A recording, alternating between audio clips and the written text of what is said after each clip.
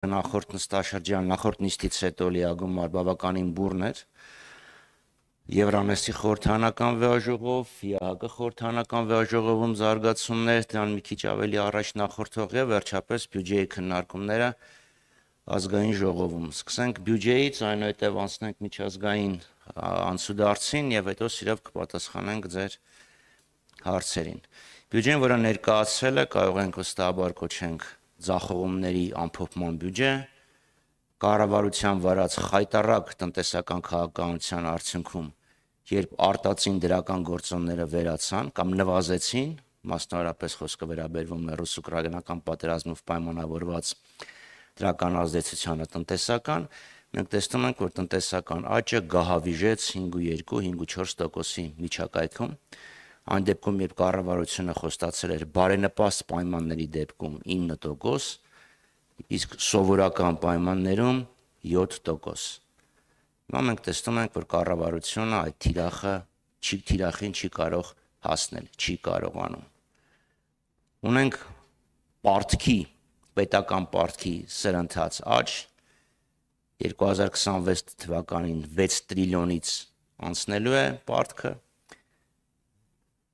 այս տարավերջին արդեն 15 միլիարդ դոլարից է անցնում, այստեղ կարող եմ դրամ դոլար ասեմ, որովհետև գոնե կենտրոնական բանկի փոխարժեքը կա,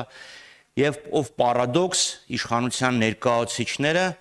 չեն էլ կարողանում նույնիսկ հաշվարկեն, թե պարտքը ինչ ազդեցություն ունի մեր տնտեսության վրա, որքան կլիներ տնտեսական աճը, եթե պարտքը լիներ սովորական միջին ինչ-որ մակարդակի վրա, որովհետև եթե 5.2-5.4% է աճը, այդ դեպքում առանց պարտքի հասկանում ենք, թե դա ինչ կարող է լինել։ Մյուս խնդիրը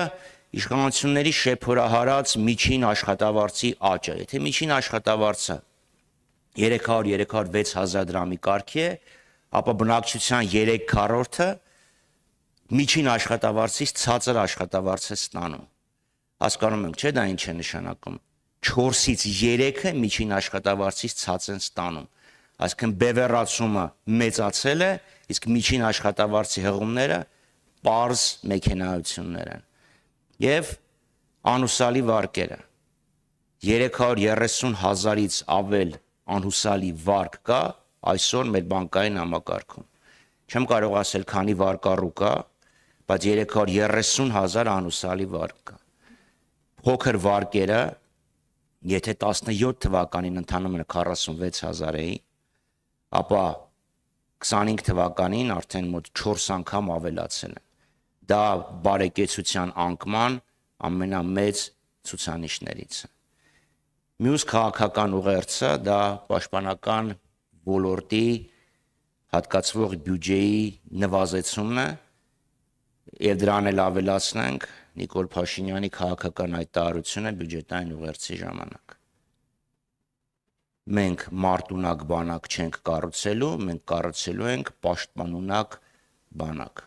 Հիշեցնեմ, որ 2020 թվականին պատերազմը սկսելուց մի քանի օր առաջ կառավարությունը հանրայնացրեց այսպես կոչված Հայաստան 2050 վերափոխման ռազմավարություն, որտեղ հպարտորեն կառավարությունը խոստանում էր կերտել մեկ շնչի հաշվով աշխարհի ամենամարտունակ բանակը։ Ինչ է նշանակում մեկ շնչի հաշվով իհարկե գիտությանը, բնությանը եւ մարդկությանը հայտնի չեն, բայց ամեն դեպքում իրենք հպարտորեն մարտունակ բանակ էին խոստանում կառուցել։ Հիմա խոսում են պաշտպանունակ, որ հանկարծ որևէ մեկը չմտածի, բա որ եթե հանկարծ մեկ էլ կարող է սահմանից մի քիչ են կողմ մարտական գործողությունների մեջ ներգրավի մեր բանակ, օրինակ Նիկոլ Փաշինյանը այլևս Ղազախստան կարող է բանակ չուղարկի, հիշեցնեմ, թե ինչ փառահեղ օպերացիա կազմակերպեց, երբ ինքը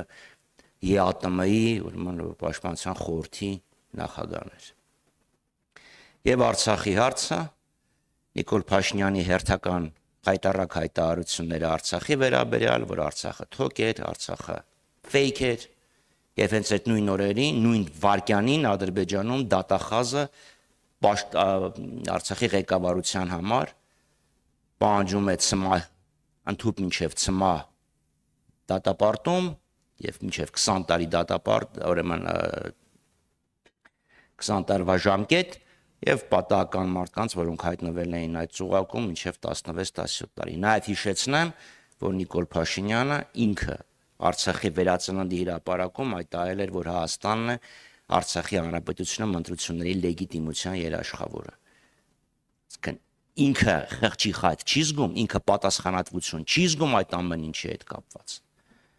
Եվ քանի որ անցան գերիներին, ստահուն խոսքը փոխանցեմ գործընկերուս։ Շնորհակալություն,